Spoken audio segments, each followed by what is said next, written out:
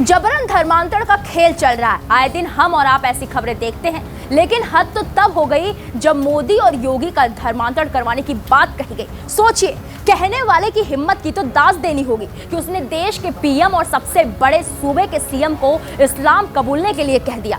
दरअसल प्रधानमंत्री नरेंद्र मोदी और उत्तर प्रदेश के मुख्यमंत्री योगी आदित्यनाथ को इस्लाम कबूलने की दावत तबलीगी जमात के एक मौलाना ने दी है। मौलाना तौकीर अहमद का कहना है कि अगर ये दोनों मुस्लिम बन जाएं तो बहुत कुछ देश में सुधर जाएगा।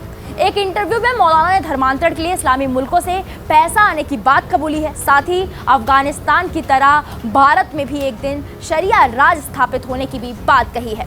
मौलाना ने टाइम्स ग्रुप को दिए गए इंटरव्यू में बात करते हुए अपने गंदे मंसूबे को सबके सामने रखा है। 4 जुलाई 2023 को उसका 8 मिनट लंबा ये इंटरव्यू पब्लिश हुआ। इसमें मौलाना तौकीर ने बताया है कि उसका मुख्य मकसद योगी आदित्यनाथ और नरेंद्र मोदी को इस्लाम कबूल करवाना है।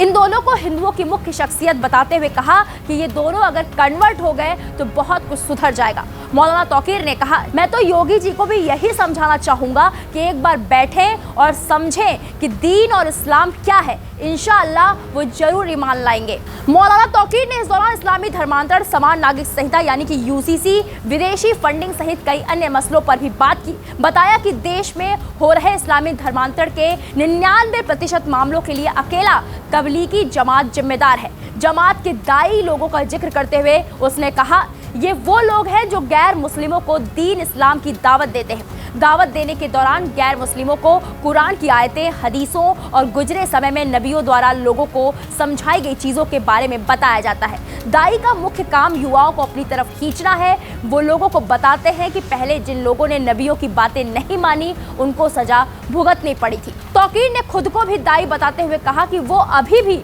लोगों को इस्लाम कबूलने की दावत दे रहा है। अपनी मजहबी किताब का हवाला देते हुए मौलाना तौकीर ने कहा, दुनिया के पहले इंसान आदम और उनकी जात से खुदा ने सिर्फ खुद को पूजने और बुत परस्ती यानी कि मूर्ति न पूजने का वादा लिया था। मूर्ति पूजने वालों को भटका हुआ बताते हुए मौलाना ने कहा कि उन्हें अल्लाह की इबादत की तरफ लाने की जरूरत है। तौकीर ने दावा किया कि साल 2014 से अब तक देश भर में लगभग 20 लाख गैर मुस्लिम इस्लाम कबूल कर चुके हैं। उसने कहा, तबलीगी जमात के सदस्य अधिक से अधिक लोगों को इस्लाम कबूल करवाने का प्रयास करते हैं। यूसीसी से मुस्लिमों को कोई दिक्कत नहीं होनी चाहिए क्योंकि वो अपने मुख्य टारगेट शरिया कानून को लागू करने के प्रयास में लगे हुए हैं। इंशाअल्लाह शरिया कानून आएगा। आप अफगानिस्तान में देख लीजिए, वहाँ शरिया कानून लागू हुआ। अमेरिका था, वहाँ सबको भगा दिया गया। धर्मांतरण को जरूरी बताते हुए मौलाना ने कहा, सबको अल्लाह के एक रास्ते पर लाना है। धर्मांतरण नेटवर्क को ऑपरेट करने वाले मुख्य व्यक्ति के तौर पर उसने मौलाना साद, उनके बेटे और हाल ही में जेल से छूट कर आए कलीम सिद्दीकी का भी नाम लिया।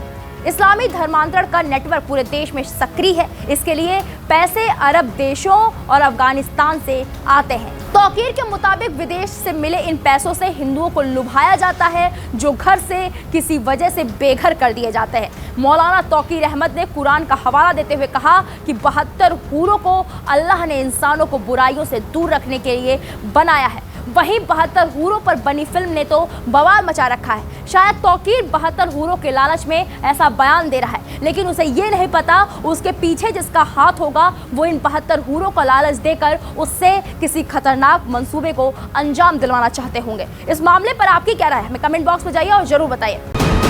वीके न्यूज, राष्ट्र के नाम।